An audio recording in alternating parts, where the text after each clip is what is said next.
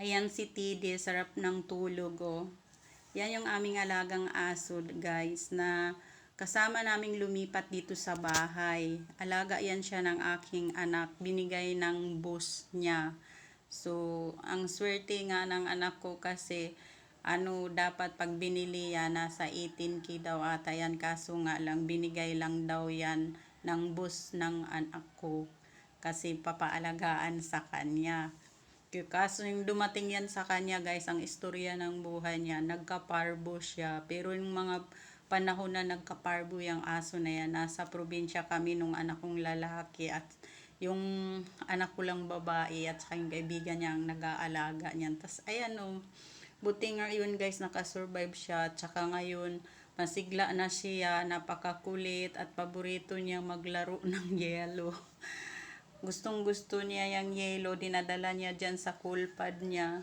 Dyan siya natutulog kapag naiinitan siya. Tas ayan oh, napakasigla na, pasalamat talaga kami nga nalampasan niya yung sakit niyang parvo. Kasi yung iba, kadalasan daw ay hindi daw nakakasurvive. Kaya umiiyak nga yung anak ko niyan daw nung habang dinidextrose daw nila yan sa bahay. Tapos araw-araw sila bumibisita sa bit.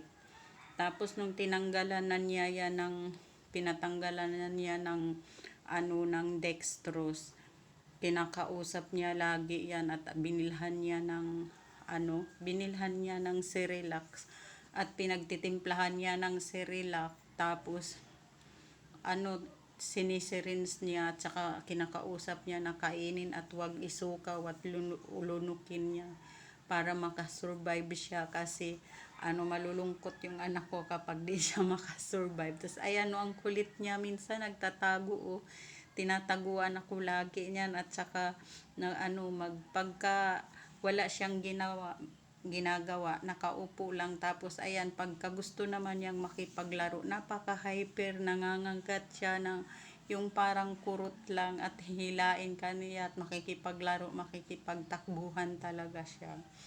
Pag di mo siya pinapansin, hindi ka niya talaga titigilan, kaya mapapalaro ka na lang din sa kanya.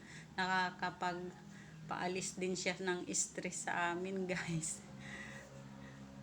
Kaya inaalagaan din namin siya ngayon ng maayos kasi siya lang yung namin, siya yung parang baby namin dito kasi wala namang kaming bata na maliit. Ayan, napakaharot talaga niya.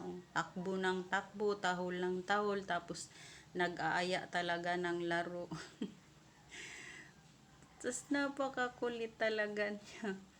Minsan kapag di mo siya pinapansin, yung mga labahan namin, kinakalat niya, hinahakot niya. Napaka-hyper.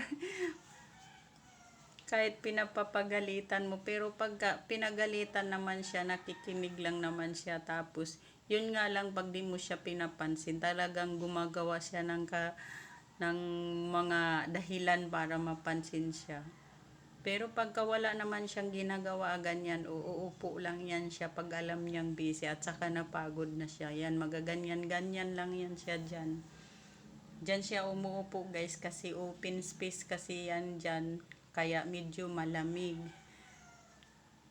Kaya yun, buwan-buwan pa din yan. Simulan dumating kami dito nung September 10. Nakadalawang balik na rin yan sila doon sa doktor kasi laging pinapa-check up at saka pinabaksin. Tapos magkaroon pa siya ng allergy sa manok nung kumain siya ng manok, nagkaroon siya ng butlig-butlig na may nana. Tapos yun, doktor din yun ng anak ko, kaya lang binigyan siya ng ointment, yun pinapahiran, mabuti na lang at nawala naman agad yung mga niya, tawag nito, yung allergy niya. Tapos ngayon, unti-unti na din siyang pinapakain na rin namin na siya ng manok unti-unti kasi baka naman talaga tas ito nga inaadobuhan namin ng atay ng baboy kasi hindi siya pwedeng kumain ng pagkain namin pagka manok ng pagkain namin. Pero minsan pinapatikim-tikim din namin. Pero ngayon naman medyo wala, kain na siya ng atay ng manok, hindi naman siya nagka-allergy. Wala namang tumutubo na mga allergy sa katawan niya nung kumain siya ng atay ng manok. Tapos ayan hinarangan namin yung aming pintuan kasi may doon yung mga pusa tinatahol niya, tapos diyan lang talaga yan siya lagi lumulusot pa kasi yan siya diyan kasi maliit pa siya, 6 na buwan pa lang yan siya ngayon guys. Tapos galit na galit siya sa pusa, tapos hindi pa nga tapos yung aming gate kasi naubusan kami ng panali, kaya hanggang ganyan na lang, bibili pa uli kami ng patali at para ipipix na namin yun at naging maayos niya. Kung lumaki na yung katawan niya, hindi na siya magkasya dyan, pwede na naming tanggalin yung hinaharang namin na kulay green na yan. Kasi pag may pusa, hinahabol niya at saka natuto na rin siyang bumaba sa hagdanan. Dati takot siya, ngayon talagang bumababa na. Pero dyan yan pag nagmamap ako't nagwawalis, inaangat namin yan, inaangat ko yan siya dyan, kaya patingin-tingin lang yan siya.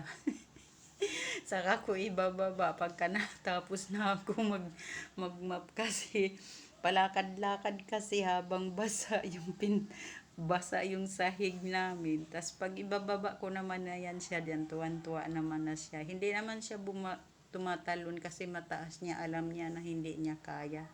At saka kinakausap ko din niya na hindi siya pwedeng tumalon. Kaya ayan, tahimik lang siya pag walang gawa.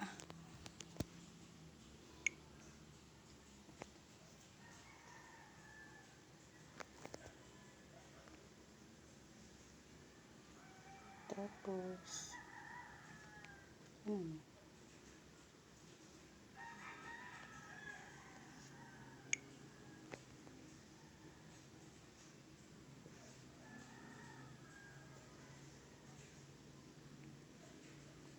ano na? Ano na? Tapos,